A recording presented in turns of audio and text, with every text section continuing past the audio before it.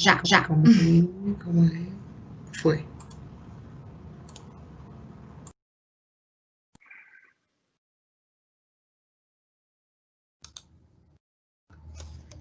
Olá, pessoal, boa tarde. O meu nome é Flávia, eu sou responsável pelo marketing digital e de conteúdo da AuditSafe.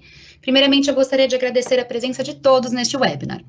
Hoje, o Fernando, CEO da AuditSafe, irá abordar como reduzir os riscos da ciberexposição, apresentando as tendências atuais de ataques e fraudes e como nós podemos proteger as informações corporativas de forma proativa e estratégica.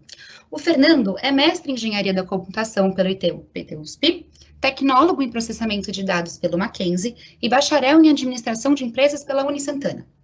É também conselheiro de administração certificado pelo Instituto Brasileiro de Governança Corporativa, o IBGC, e possui ainda as certificações internacionais PCI QSA, CISME, CIGIT, CIRISC, CDPSE, de privacidade de dados, CSSLP, de desenvolvimento de seguro, CFE, de prevenção à fraude, COBIT e auditor líder na ISO 27001. Seguimos agora com o Fernando e um ótimo webinar a todos. Oi, Flávia, obrigado pela introdução. Boa tarde, pessoal. Um prazer falar com vocês aqui, bater um papinho com todos. E eu gostaria de trazer um tema que, na minha visão, hoje, principalmente nessa época de webinar, que nós estamos, de pandemia que nós estamos aqui encontrando, eu acho que é muito relevante hoje. Estamos todos aqui praticamente em formato digital, todas as coisas acontecendo de uma maneira muito pesada online, bits e bytes para cima e para baixo, ou seja, os riscos todos eles estão mudando um pouco mais e sendo mais acentuados na questão do cyberespaço, né?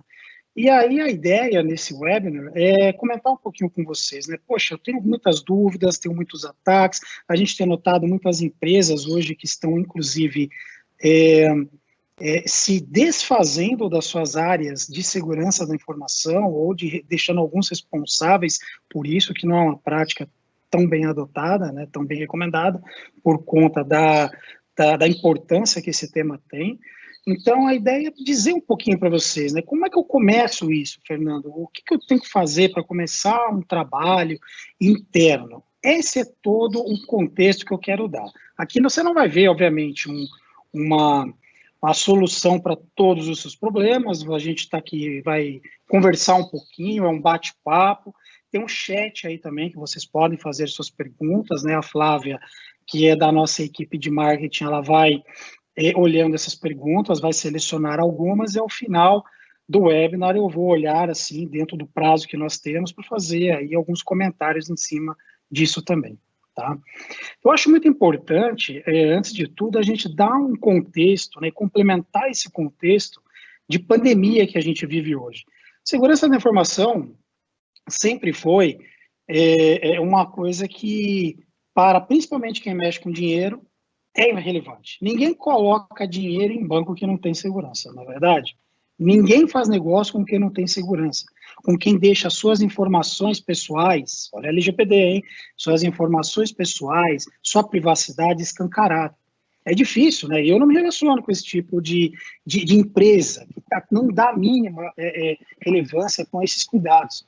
E aqui tem um dado muito importante, que quando a gente está falando do World Economic Forum, ele já traz aqui, vocês podem ver no quadrante superior direito, acho que é possível verificar meu mouse aqui, os cyberataques, eles estão em escala muito elevadas. Claro, tem aqui, né, que eu coloquei, eventos climáticos extremos, adaptação, né, dessas mudanças climáticas, como a gente vai se adaptar a tudo isso, desastres naturais, e está ali, ó, incidente maciço de fraudes, roubo de dados, e esses ataques cibernéticos em grandes escalas. Se não me engano, conversando aí recentemente com um colega, ele mencionou que já, né, no próximo evento aí de Davos, já vai entrar de novo um risco de nos próximos 5 anos a gente ter um ataque maciço e global online, de forma que tirem diversos serviços de internet do ar. Hoje, se a gente depende disso para viver num cenário de hoje, de pandemia, imagina daqui a 5 anos, onde tem muita coisa que não vai mais voltar. Imagina lá na frente você não ter acesso a lógico para se fazer uma série de atividades ou fazer essa troca de conhecimentos, falar com mais propriedade assim com as pessoas de uma forma online, né, com mais rapidez. Como é que você vai fazer isso? Então, a questão da cibersegurança e risco cibernético, ela tende a ter cada vez mais uma relevância muito forte com relação a isso. Eu participo de alguns comitês de auditoria e em conselhos, a questão de riscos cibernéticos, ela está cada vez mais na boca, na pauta das reuniões e sendo escalada de uma forma grande. Olha o que acontece, por exemplo, hoje, na época de pandemia, que é o que a gente está falando. Questão de malware, desses ataques de ransomware direcionados. Então, se recebe muita coisa. Olha, sua assistência lá de R$600 por mês. Veja se você foi premiado com isso. Veja se você recebeu tal coisa. Os ataques de ransomware, eles estão sendo muito direcionados com relação a esse tema do Covid, a esse tema da pandemia.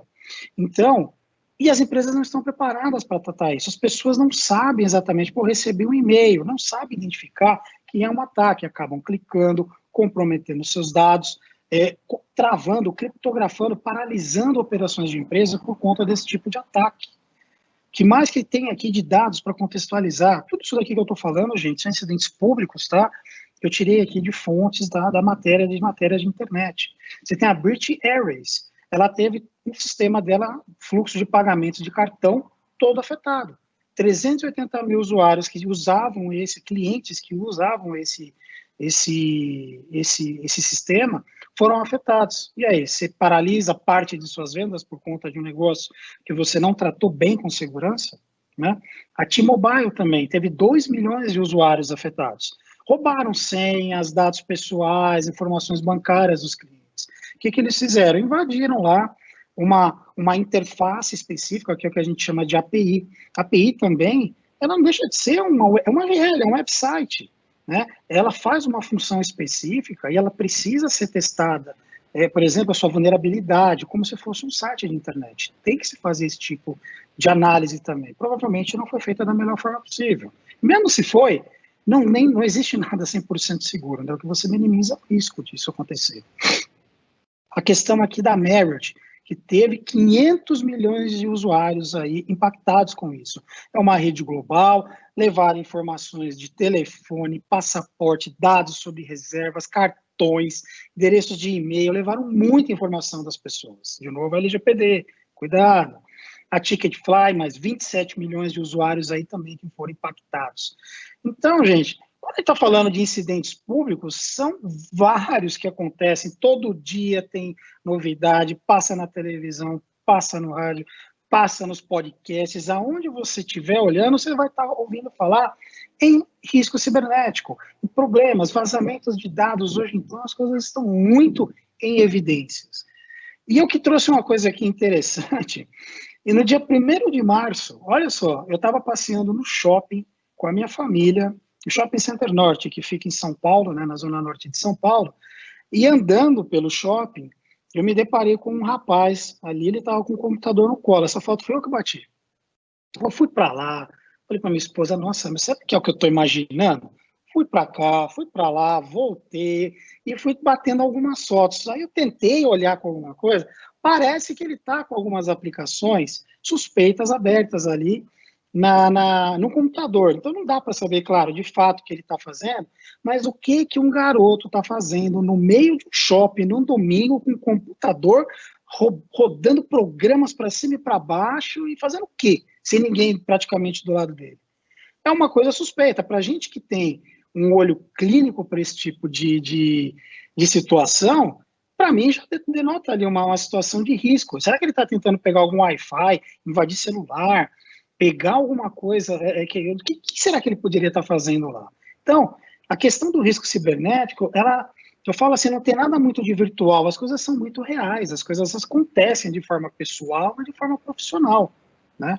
E aí, quais são as principais falhas, né, que a gente tem notado nas empresas durante todos esses anos de trabalho? Isso é uma pesquisa, um apanhado de informações internas lá da própria empresa. A gente sabe, né, que as empresas elas não estão preparadas, não tem normativos, não tem procedimentos, não tem bons processos. Às vezes até os processos de forma informal acontecem, mas eles não estão escritos, eles não estão sendo, como é que se fala, executados da melhor forma, né? Você também não tem a pessoa responsável por segurança da informação. Muitas dessas empresas, elas passam essa responsabilidade para alguém de infraestrutura, mas segurança não é um firewall somente, não é ter uma ferramenta de DLP, né, de prevenção a vazamento de dados, não é só você controlar acesso, você precisa fazer a governança dos controles de segurança, essas coisas precisam se falar. A função técnica é um pedacinho do todo o chapéu da segurança da informação. Problemas, principalmente, de controle de acesso. Muita gente que muda de áreas internamente, vai carregando aquele monte de acessos, vai ficando com acesso super gordo, pode ver tudo da empresa, revisões de acesso que não são feitas das melhores formas possíveis, então vão se deixando usuários demitidos, desligados, transferidos lá na rede e continuam com os acessos ativos. A questão de logs, é muito comum, né, principalmente desses meses para cá, a gente está sendo contratada para fazer alguns tipos de perícias nas empresas, perícias forenses. Tá bom, aí a gente começa a levantar, me dá os logs, deixa eu ver, o cara fala, não tem o log. Poxa, se não tem log, como é que eu vou começar a fazer um tipo de perícia, fazer a ordem cronológica das coisas? Tudo bem, dá para se fazer alguma coisa. O pior ainda é quando ele fala, cara, eu tinha log, o que aconteceu? Mas com a invasão, apagaram o log. Porra, se apagou o log ainda, cara, como é que a gente se certifica exatamente do que o cara acessou, que o cara viu e, principalmente, por quanto tempo ele ficou aqui andando na sua rede e pegou o que de informação? É difícil você fazer esse tipo de coisa, né, esse tipo de análise. Questões de gestão de vulnerabilidades, que é, como eu comentei no exemplo lá, você tem um pen test, né, que é o teste de invasão, ele é interno, ele é externo, ele é em aplicações web, em APIs, em apps de celular, você faz também. Tem N scans de vulnerabilidades, você tem que fazer também, até por conta de requerimentos que eu vou comentar aqui na frente. Esse desalinhamento com a segurança, ou seja, produto, área de negócios, obviamente, ela está procurando revenue, está procurando receita, ela precisa estar preocupada com isso. Ela vai querer fazer algum tipo de venda de produto, né, de chamariz de cliente, oferta para o mercado, só que ela esquece de trazer segurança. Ou seja, no momento que ela acaba fazendo isso lá na frente, e lá na frente acaba acontecendo um problema, né, ocasionado pela falta de segurança, que o pessoal de segurança não foi envolvido, vão ter uma série de consequências graves. Eu até vou comentar aqui. Por quê? Porque não teve esse alinhamento de segurança com o negócio. Porque a segurança está lá para viabilizar da melhor forma possível esse produto que vai gerar receita para a empresa. E, obviamente, hoje que a gente vê muito, e com certeza, todo mundo aqui é usuário de banco, o banco a vida inteira fala, cuidado com senha, cuidado com senha. A gente já está cansado de saber que tem que ter cuidado com senha, tá? Só que o banco continua falando. Internamente, quando a gente está falando de segurança corporativa, é a mesma coisa. A gente tem que ficar batendo nas mesmas teclas, falando as mesmas coisas, repetindo tudo sempre. Então, inclusive, assim, as táticas, né, mais comuns de conscientização, fazer uma palestra, só fazer um e-learning, inclusive essa telinha que está embaixo é do nosso e-learning de demonstração, né, temos também isso. As estratégias, né, as táticas e técnicas mais comuns hoje de conscientização, elas não são mais assim tão eficazes para se prevenir assim ataques ou incidentes de segurança da informação. Então estamos assim, precisando fazer formas diferentes, tendo que usar formas diferentes de conscientizar e sensibilizar os usuários. Eu trouxe um exemplo aqui de um cliente fictício, onde a gente fez lá uma simulação de ataque de phishing, que foi o que eu comentei ali, né? Então, a gente poderia ter pego agora fazer um phishing de festa junina, poxa, a empresa vai pagar, docinho de amendoim, não sei o que, vai ser entregue na sua casa.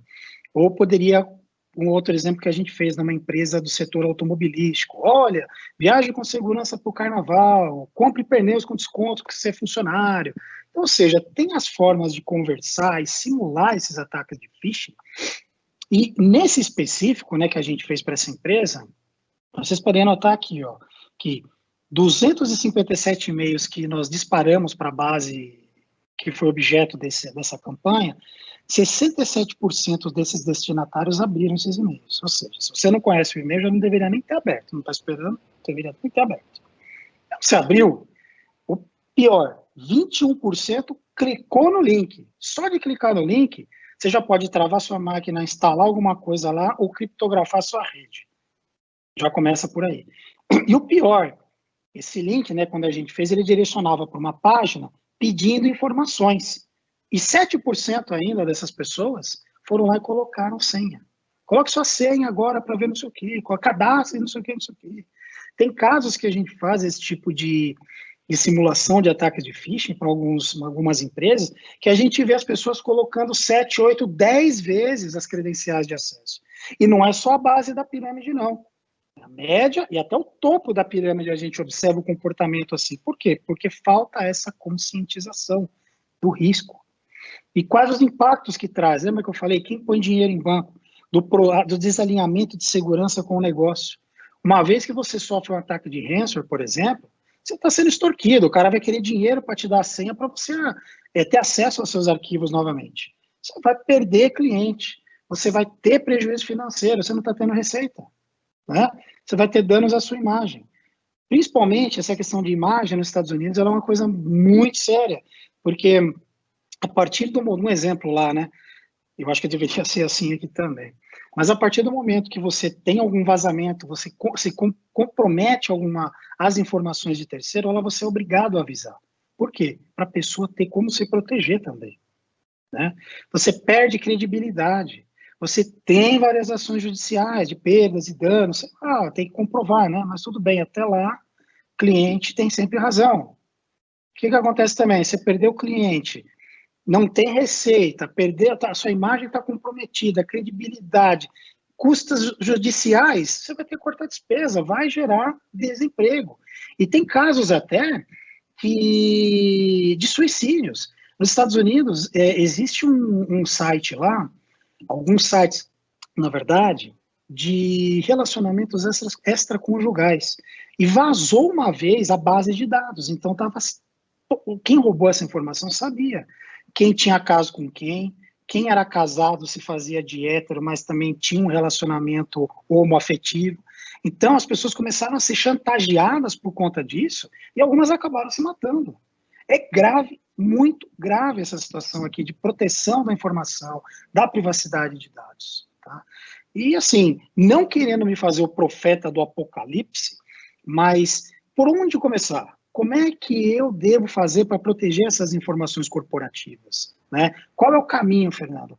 De novo, aqui eu vou dar uma sugestão, né? Podem ser feitas de outras formas? Pode ser feita de outras formas, mas eu acho importante a gente dar pelo menos o caminho inicial das pedras, né? Eu acho importante a gente destacar logo em primeiro lugar, na minha opinião, quando você faz uma boa gestão de risco cibernético, você ganha dinheiro. Ela é estratégica. Por quê? Você está direcionando, você está vendendo com segurança. Você está alavancando negócios com segurança. Como eu comentei, eu participo de algumas reuniões, de alguns comitês, de alguns conselhos, e eu acabo perguntando inicialmente sempre algumas questões, que eu vou compartilhar aqui algumas delas com vocês. Então, eu chego na reunião, todos falando lá, como é que está a segurança. Fiz um pen test ali, só pen test. Apareceu um monte de vulnerabilidade, já mandei corrigir, estamos invioláveis, agora a gente está seguro. Aí eu começo a perguntar. Bom, como é que está a integração lá dessa cibersegurança, então, com a diretoria? Qual a orientação estratégica? Tem que proteger. Não, tá bom. É essa a orientação estratégica que você vai dar? Tá bom. Quais são os principais riscos? Alguém tem essa informação? Então, não sei, tem um produto lá, então, você só tem um produto? Você só vende uma coisa na empresa? Só tem uma área? Alguém tem essa informação? Que riscos que você tem de cibersegurança aqui? E você, com base nesses riscos, aceita a quantidade certa? Para que você está ali, qual é o seu apetite de risco, que é o que a gente fala, né? E qual a eficácia do seu processo para identificar, avaliar e fazer gestão de riscos de cibersegurança? Que mais? Tem mais? Como é que você garante que a gestão de risco é parte integrante desse planejamento do seu negócio? Integração com o negócio novamente. Como é que nasce lá? Empresas que eu já fui CSO aqui no Brasil responsável, quando a gente a gente tinha um novo produto, né, num banco onde eu trabalhei, então o gestor desse produto, já fazia uma reunião logo de cara. Olha, eu quero a área de segurança, eu quero a área de compliance, eu quero a área de auditoria, quero o jurídico, o próprio cara de produtos, eu quero a área de riscos. Ele trazia todo mundo numa reunião para falar do produto dele. Todo mundo tecia suas considerações. Para quê? Para que saia da forma correta, né? E como é que a gente sabe que as informações que o conselho recebe, o comitê recebe, sobre as ameaças e essas vulnerabilidades são precisas e confiáveis? O conselho precisa de informação para decidir. Como é que ele tem isso para poder decidir? Não faz assim do dia para a noite esse tipo de coisa. Então, por onde começar? É igual ir ao médico. Desculpa a analogia, mas na minha opinião é a mesma coisa. É igual ir ao médico. Você vai ter que, você está com um problema, você está sentindo alguma coisa, você vai ter que fazer um diagnóstico. Você vai ter que fazer um acompanhamento médico. Isso, nesse caso, é para sempre. Você tem que colocar itens quantitativos, você tem que gerar métricas, você tem que ter maturidade. Você, ano a ano, você tem que subir a maturidade da sua segurança. As vulnerabilidades, os ataques cibernéticos, as tendências, né, de tecnologia, de segurança, elas são praticamente exponenciais, elas são muito rápidas, você tem que acompanhar isso. Como é que eu faço esse diagnóstico, então, Fernando? Vamos lá, vou explicar um pouquinho. São 3 etapas. A primeira etapa, eu já faço logo essa pergunta de cara. Você quer gastar para ter conformidade ou você quer investir em segurança mesmo? Porque você ter conformidade é diferente de você ter segurança. Se você quer segurança, você veste a camisa. Tem em algum dos livros que eu escrevi, eu comento, né? Tem 3 formas de uma pessoa investir em segurança da informação.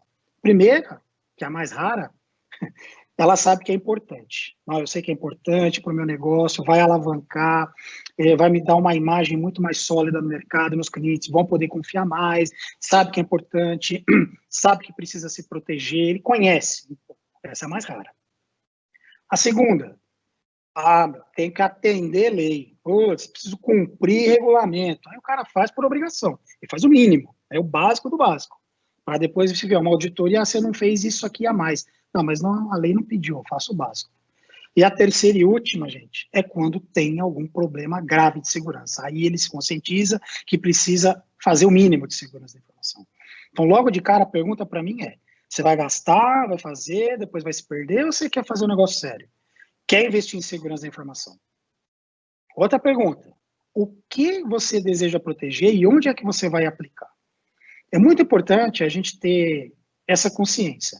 Eu vou, por exemplo, certificar numa norma ISO, ou no PCI, né? Ou eu vou colocar segurança num nível corporativo, eu vou colocar só no meu escopo, eu sou uma empresa que trabalha de meios de pagamento, eu quero certificar lá em PCI, obviamente, é um escopo mais reduzido. Não, mas eu quero também ter uma certificação ISO no nível corporativo. Tá bom. São respostas que a gente precisa definir, se é área, processo, ambiente, você vai ver desenvolvimento, se você vai ver aplicações. Aí a pergunta depois, por quê? Você tem que ter um motivo. Eu quero fazer, mas eu vou fazer para quê? Por que você quer fazer? Precisa me entender, para saber se você está com o alinhamento correto, do que segurança, por que segurança é tão importante para você. Outro item, você vai precisar de algum tipo de certificação de mercado? Como eu comentei, você tem PCI, PSS, né, onde inclusive a gente, Audit Safe, faz esses trabalhos de certificação, né, somos um QSA, e a ISO 27001. Você vai precisar ser certificado numa ISO 27001? A Audit Safe está certificada, possui seu sistema de gestão de segurança da informação certificado na norma 27001 há 7 anos. Eu, né, como CEO da empresa, eu não sou de segurança, claro, né, eu sou de segurança, tudo bem, mas eu vi isso daí como um diferencial muito grande para os meus clientes. Por quê? Porque eles sabem que as informações que passam aqui para o nosso domínio, que eles trabalham conosco, eles sabem que estão num ambiente que é mais controlado, é mais restrito, sabe? Tem os controles lá de uma norma, que é uma norma internacional de segurança. E eu, por exemplo, eu sou avaliado pelos meus clientes, eu sou fornecedor dos meus clientes. Eles vêm me avaliar. Eles vêm, Fernando, como é que está a sua segurança? Eu falo, olha, eu estou, né, tenho uma certificação ISO, o que você quer olhar? O que você quer saber? Geralmente, quando a gente apresenta um certificado ISO, a auditoria já baixa o rating do meu risco como fornecedor para o meu cliente. Isso é muito bom. Então, eu tenho pouco risco de segurança para os meus clientes. Por quê? Porque a gente conta com processos aqui mais maduros, né? E como eu comentei, quais práticas, né, você vai querer colocar, pode ser 1, 2, 3, intercaladas todas elas aí. Aqui, quando a gente fala da ISO, pelo que eu vi nas inscrições também, né, que foram feitas, eu sei que tem algumas pessoas que não contém todos esses detalhes aqui, né, mas olha, uma norma ISO, né, a 27.000, da série 27.000, 27.002, ela passa por todos esses capítulos aqui, desde política, criptografia, o controle de acesso, segurança física, então ela fala de continuidade de negócios, ela fala de uma série de coisas que estão aqui dentro. Não só a ISO, você tem o NIST, ele é um framework mais focado em cibersegurança. Então, tem controles que você consegue, já starta a implementação com sua norma-mãe, que eu considero a ISO uma norma-mãe, que ela trata da governança de segurança. Você coloca as questões de uma ISO 27001 aí e complementa-se nesse detalhe mais de cibersegurança com essa outra norma. Então, é muito comum você ver que as empresas, elas fazem intercalam esses controles. Para quê? Para dar mais robustez na segurança. Está aqui, ó. Se você pegar, por exemplo, o NIST, né, que eu mostrei no slide anterior, esses controles aqui, ó, de malware, tem 3 controles aqui, na 27002, eles estão nesses 3, e no PCI fala nesses 2 outros requerimentos aqui, e no COBIT fala aqui também. Então, são normas que às vezes você fala, puxa, eu quero ter conformidade com 1, com 2, com 3, muita coisa vai se reaproveitar, né? Você não vai ter trabalho em dobro, e obviamente quem ganha é o seu sistema de gestão de segurança como um todo, tá? E depois que a gente já definiu o nosso escopo, premissas, as nossas fronteiras, onde a gente vai certificar, ou onde nós vamos apenas colocar a segurança de fato. Bom, decidimos, agora temos que escolhemos o framework, NIST, ISO, PCI, COBIT, vamos bater e jogar ele lá em cima do nosso escopo.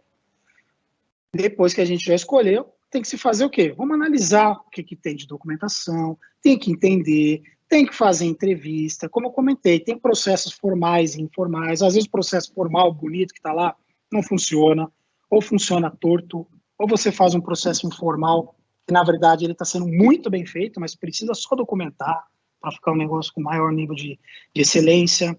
Você tem que envolver outras áreas, né, de segurança, de riscos, falar com a auditoria, falar com compliance, falar com a RH. Você tem que fazer testes desses controles. Então, pegar cada um dos controles que tem ali na ISO, no PCI ou no NIST, você tem que testar esses controles para ver se eles estão efetivamente. O que é testar? Exemplo básico. A norma diz, você tem que ter política de segurança da informação. Você tem? Ah, tem, deixa eu ver. Segundo o controle da pergunta dessa daí, ela foi aprovada? Sim, foi. Ah, tá, então tá, você atendeu 2 controles.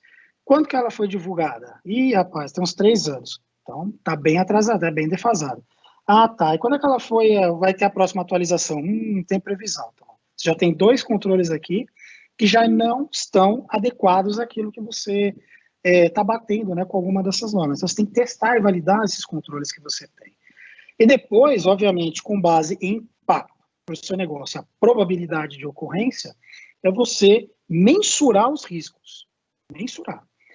Eu gosto muito de, quando executo esse diagnóstico, eu gosto muito de complementar com algum pentest.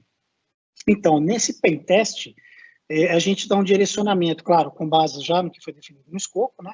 Eu gosto de complementar para uma aplicação, para um site, para uma API ou para um app mobile. Então, a gente define tudo isso no passo anterior.